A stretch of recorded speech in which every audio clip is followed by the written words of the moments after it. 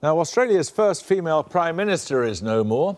3 years and a day or so since Julia Gillard executed a palace coup, she's been consigned to history.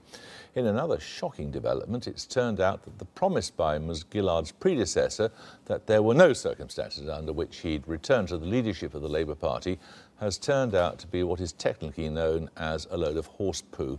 Although Ms Gillard has repeatedly complained that many Australian men are less evolved on gender issues than the average wallaby, the party line is that it's nothing to do with sexism. Here's Stephen Smith. As we know, Australia's a moisturising metrosexual country where men no longer hide their feelings behind boorishness and alcohol. Hang on a minute. Here's ex-PM Bob Hawke at the cricket earlier this year.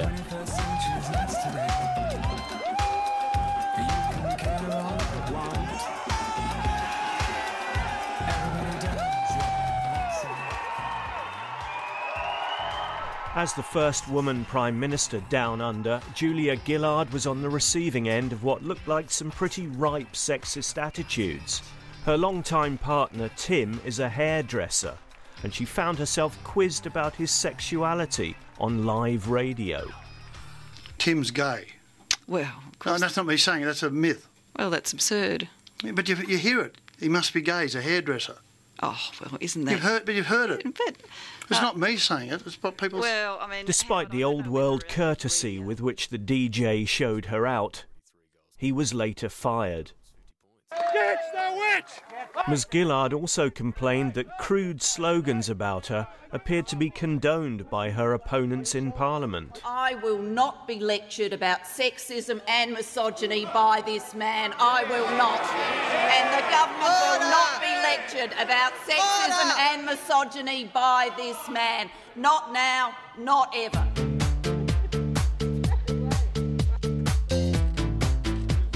But as so often in politics, your real enemies are on your own side.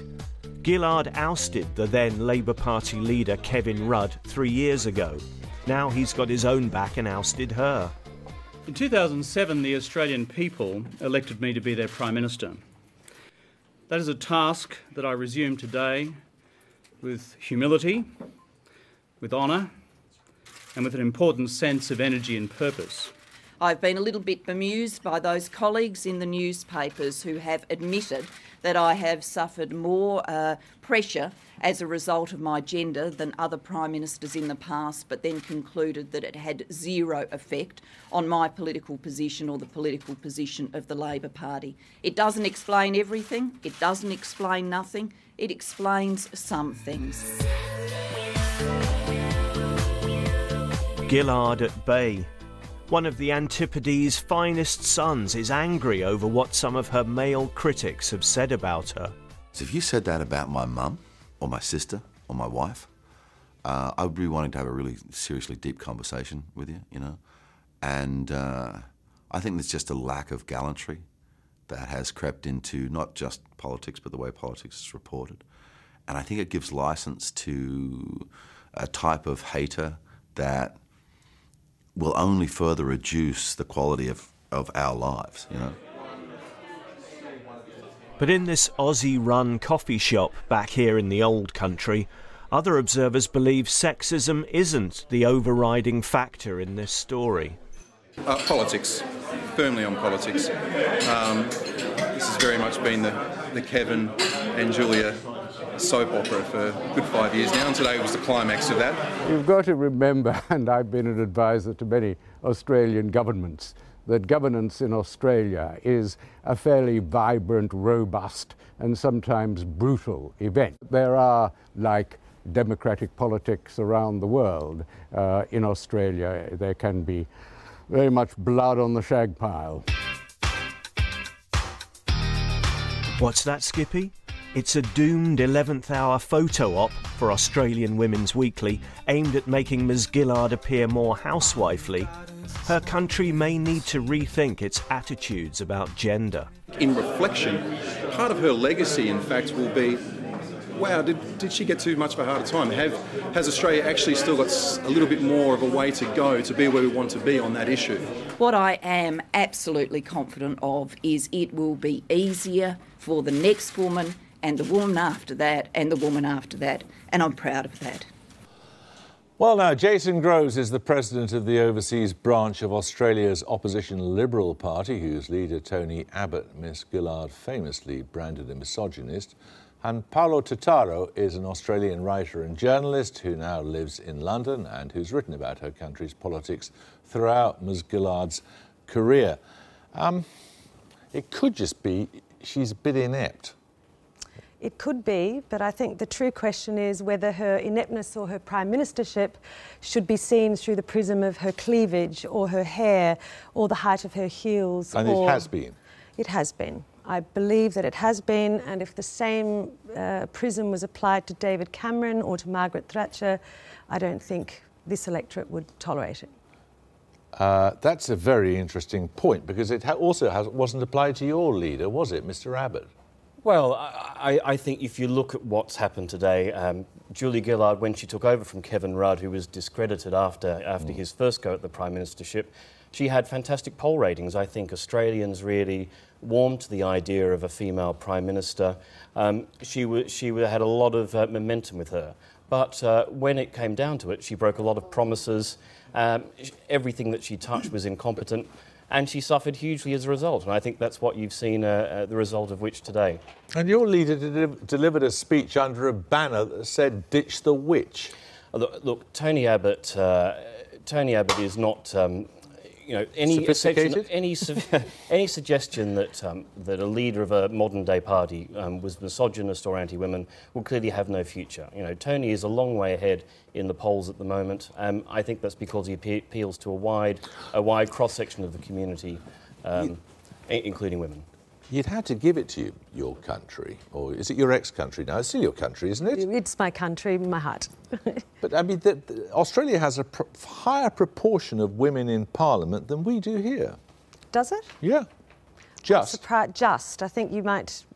Just is the question. I just might pick up on the point about being embraced, Gillard being embraced. When she was Deputy Prime Minister, she was pilloried for a photo shoot in her kitchen because her cabinets were not messy enough, didn't look used. So even before she became Prime Minister... That's because they weren't being used. They weren't being used. She'd been away on holiday or something, if I recall correctly. She just isn't much of a cook at home, so what? Well, she's a very good knitter, though, apparently. Well, apparently. That was potentially probably... If you're foolish enough as a woman to present yourself, or a man, I suppose, to present yourself knitting a woolly kangaroo for the royal birth, how do you expect to be treated? And I think that's the point, Jeremy. I have to agree with you there. Yeah, I think that people didn't really understand who Julia Gillard was. Everything that she did seemed to be a set-up stunt.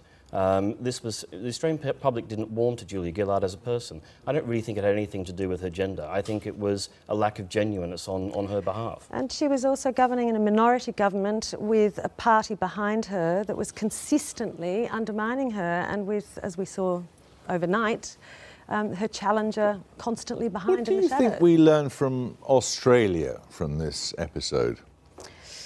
I'm not sure what we learn. I think that, to be honest, as an Australian, the discourse, the public discourse, the political discourse at the moment is embarrassing. I'm not sure that you learn very much at all. Is it true that when Julia Gillard made that speech in Parliament in which she attacked misogyny in Australian politics, actually there was much more attention paid elsewhere in the world than there ever was in Australia? Is that true? Well, what she was doing in Parliament, absolutely true, but what she was doing in Parliament was defending a Speaker of the House of Representatives whose number she needed, because he had made the most abhorrent comments about female genitalia.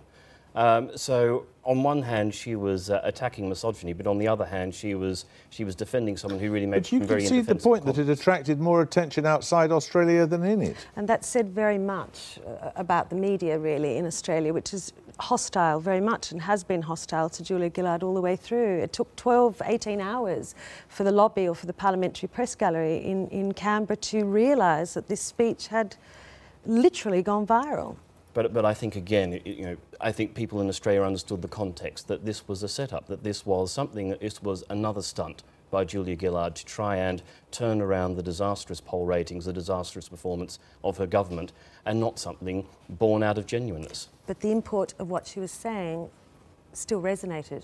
Oh yeah, I mean, the comments taken out of context, I think, did resonate. But Australia is proud to have had a female Prime Minister. I think it's a very great pity that it's ended the way it has. Do you think it'll be as easy next time for a woman or harder? I hope it doesn't make a difference. We do have a lot of leaders. Of course, the deputy leader of my party is a woman. We still do have a lot of senior women in Australian politics, and I hope they're not put off by what's happened today. I think that's the sad part. Young women looking at politics potentially as a career would see this kind of end for Australia's first Prime Minister as quite scary, and what came before it even more so. Thank you both very much.